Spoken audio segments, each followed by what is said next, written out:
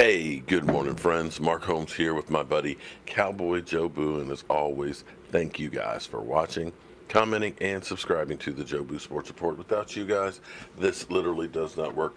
Let's get open for business, and let's wake up the football gods here as we get ready for the NFL season. Take a look, guys. 6 days, 11 hours, 50 minutes, and 30 seconds away from kickoff of the 2019 season. Wow. Some 220 days ago, I got that clock, and I had some people basically say, take that clock and shove it up your rear end. It is too far away to even think about the NFL season. But I'm here to tell you that time has flown by. I still can't believe that we are less than a week away. In fact, a week from today, we'll be talking about the first game being in the books.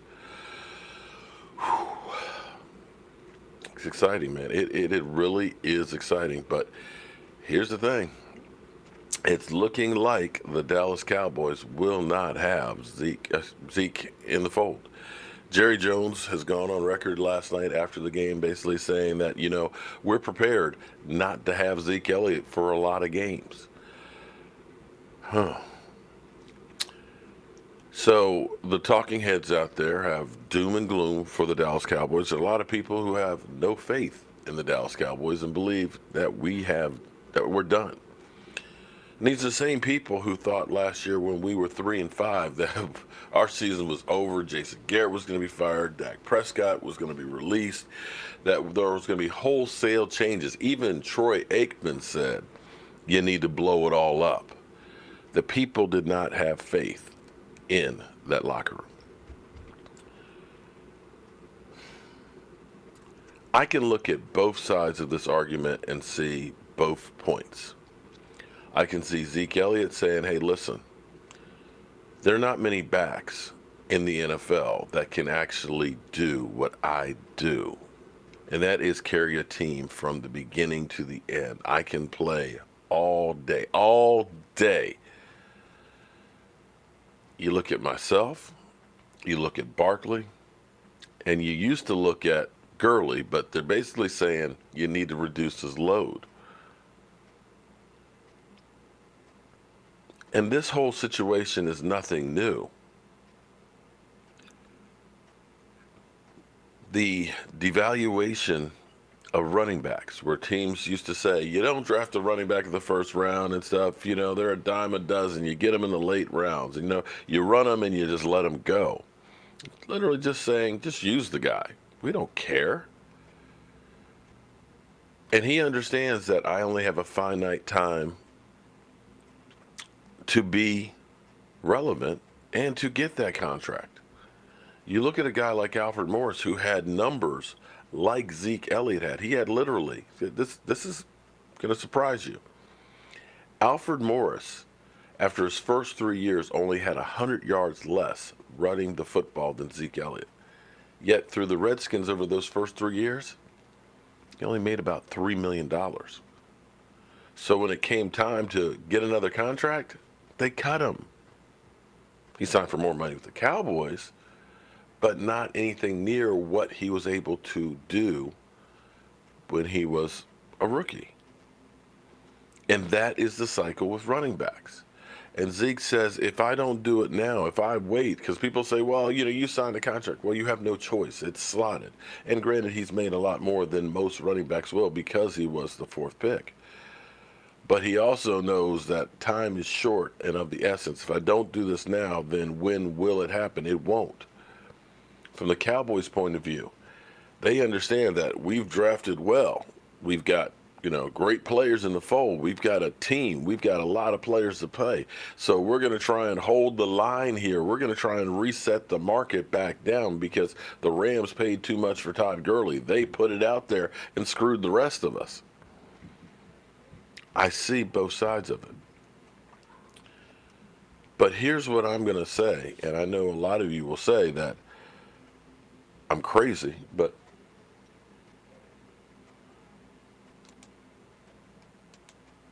where did it go? Where did it go? Oh, damn you, USA Today.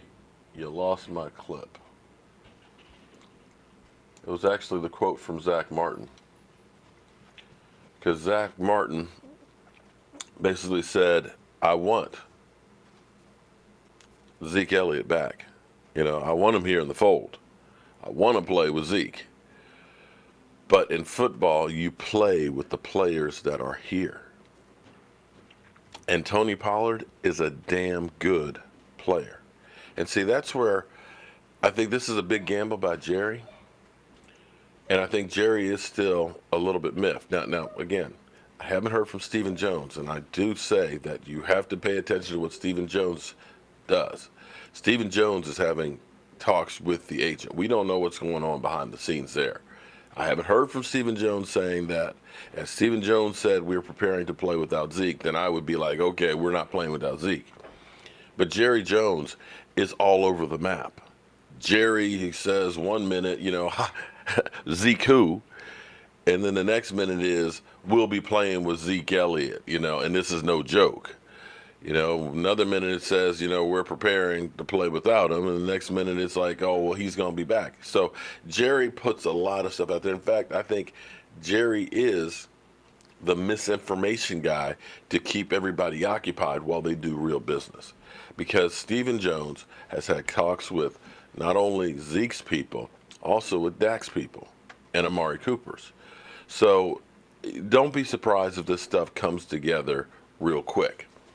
But that being said, I'm not sure that I want to go ahead and, if he signs the next day or two, just throw him out there, because I don't want him to get injured. Because if he gets injured because he's not ready for combat, then that's just as bad as the holdout. If not, it's even worse. So from that standpoint, we just got to go with the dice that we got. And from now on, it's getting ready for those cockroaches, those New York Giants. And don't sleep on those guys. I know we look at it and say, oh, well, it's only the Giants. We've beat them the last 4 times. Forget that stuff. Forget that stuff. Because it's a division game. And division games always go down to the wire. I don't care if it's the Redskins. I don't care if it's the Giants. I don't care if it's the Eagles. Any of them can beat you. One other point I'll put out there is some of the things that have happened under Jason Garrett are crazy. They just don't make any sense. But the Dallas Cowboys, every time we have won our first game under Jason Garrett, we've missed the playoffs. Don't believe me? Look it up. Every year that we lose the first game, we make the playoffs. I just don't. It just makes no rhyme or reason, because generally speaking, when you win the first game, your odds of making the playoffs goes up. But that's Jason Garrett in a nutshell. None of it makes sense. So maybe we beat the Giants and it ends up breaking that cycle. Or maybe we lose to the Giants and that gets Jerry Jones to all of a sudden look differently at the situation with Zeke Elliott and gets him in and brings the team together and becomes the momentum drive like it was with Emmitt Smith back in the day. I don't know. But that's the great thing about football. We really just don't know. So right now, I would imagine that Dallas Cowboys staff is all hands meeting and getting together the final roster cuts. This is, I can't even imagine what this day must be like for a lot of these guys across the NFL. Today is the day if I find out if I made that team. After all of the years of all of the work, all of the practices, the weightlifting, the combine, all of this stuff comes down to yes or no. I wouldn't want to be one of those players waiting. I just can't even imagine it. We have a few guys that have been showing up a lot better than what people thought. Tony Pollard, for one, of course, is looking a lot better, and I think Tony Pollard is the reason why Jerry feels he can do what he's doing with Zeke Elliott. But also, Donovan Wilson. Donovan Wilson nicked his ankle up a little bit. They say he'll be okay. It's minor and things like that. But the guy's gotten 3 interceptions in 3 preseason games. I know it's only preseason, but understand that our leading interceptor last year had two. Two. And turnovers are the name of the game. And there's going to be a few other guys that we don't really know right now, kind of like Antoine Woods was last year, that we're going to really get to know before the end of the season. I'm excited. And I can't wait to get to Dallas next week. So we'll, of course, have more news for you guys as it comes. It's going to be busy the next 30 hours or so as the team gets ready to make the touchdowns. I'm Mark Holmes, and I'll see you guys soon.